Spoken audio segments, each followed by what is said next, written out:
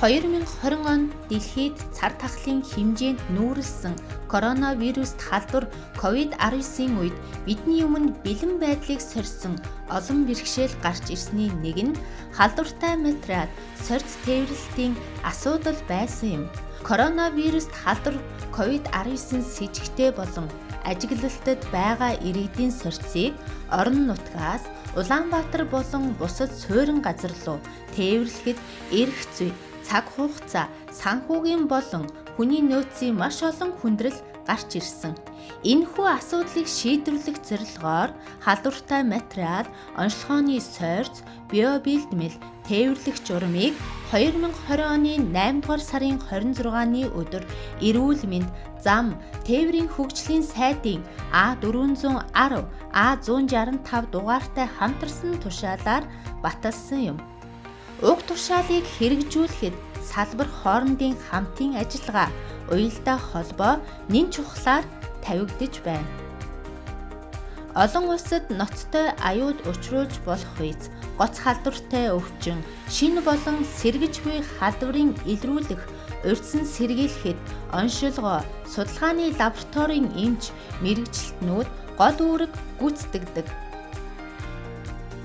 Эрүүл мэндийн ажилтан та алслагдсан сум, аймаг дүүргийн эмнэлгээс төв эмнэлэг рүү болон давлгаа шатны төв лабораторид сорьцыг илгээхдээ эрүүл мэнд, зам тээврийн хөгжлийн сайдын 2020 оны 8 дугаар сарын 26-ны А410, А165 тоо тушаал эрүүл мэндийн сайдын халдварын сэргийлэл хяналтын 536, 537, 538, 539 дугаар тушаалыг чанд мөрдөж халдварт өртөх магадлалыг бууруулахыг зорилго болгон ажиллах ёстой.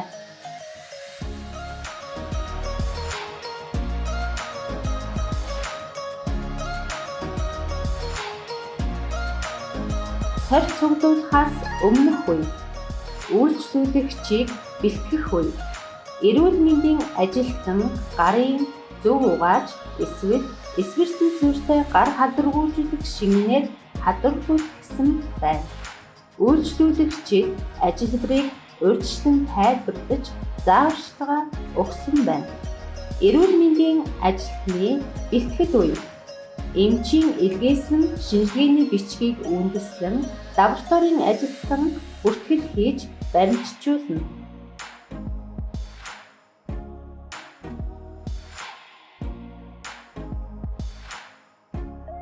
Хамар залгуурын арчтас авах ба тээвэрлэхэд хэрэглэх зүйлс: эмнэлгийн бэлий, нэг удаагийн ариун уян бамбар, зөөврийн тэжээлт орчинтой хуруу шид, нэг удаагийн ариун уян бамбар, 70% этанол, шилний маркер, шингээгч цаас, амны хаа, нүдний шид, нүүрний хаа, шингэн үл нэвтрүүлэх материалаар хийгдсэн халаа, уралсан савлтын систем, мөсөн элемент. Шинжилгээнд сорьцыг цуглуулахаас өмнөх хаягдал, бүртгэлийн үе. Тухайн шинжилгээнд зориулан авсан сорьц бүрт нэр, хаяг болон сорьц авсан он, сар, өдөр, цаг, минут, үйлчлүүлэгчийн дугаар, эрүүл мэндийн төв, тасаг нэгжийн нэр зэрэг мэдээллийг тодорхой бичиж, сорьц дагалдах хуудсыг зөв тэмдэглэсэн байхыг шаардна.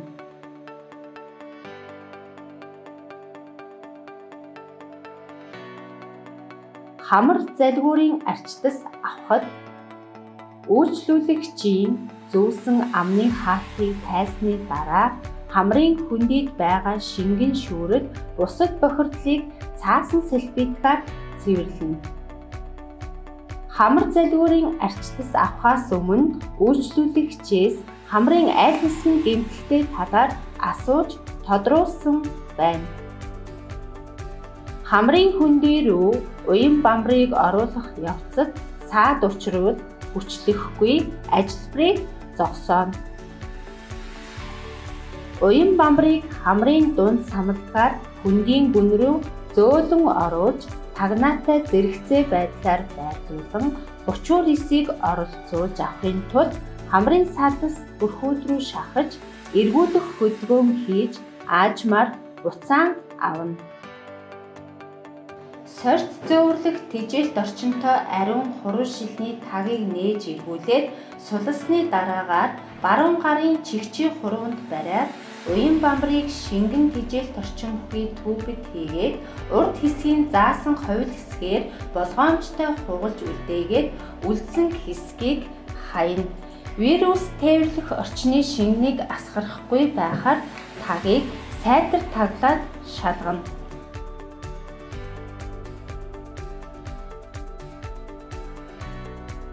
Халдвартай материал бүхий анхдаг савыг 2 дахь савлгаанд хийх бөгөөд тээвэрлтийн нөхцөл эвдрэхгүйгээр асгарч гойдсон тохиолдолд зөвхөн 2 дахь савлгаанд байхаар багтана. 2 дахь савлгааг жирэг материал бүхий гадна савлгаанд хийж лацтана.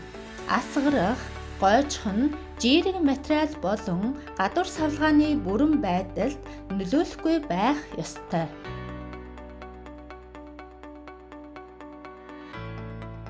Халдвартай материал тээвэрлэхэд тээвэрлтийн бичиг баримтыг илгээгч бүрдүүлж өгнө.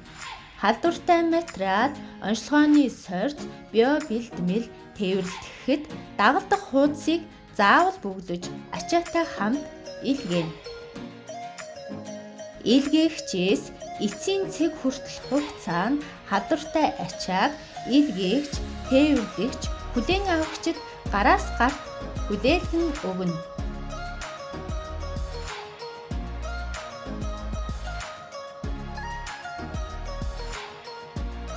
Ачаа илгээгч болох эрүүл мэндийн байгууллагын эрх бүхий ажилчид бүглэнэ.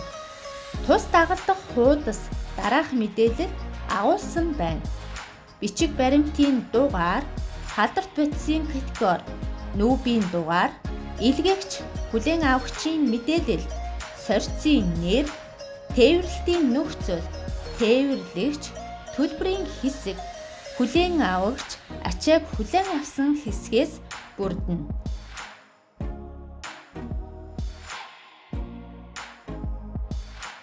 Харин халдвартай материалыг агаараар тээвэрлэхэд ачаа илгээгчийн аюултай ачааны мэдүүлэг, ачааны дагалдах хуудас болон шаардлагадах бусад баримт бичгийг бэлтгэсэн байх ёстой.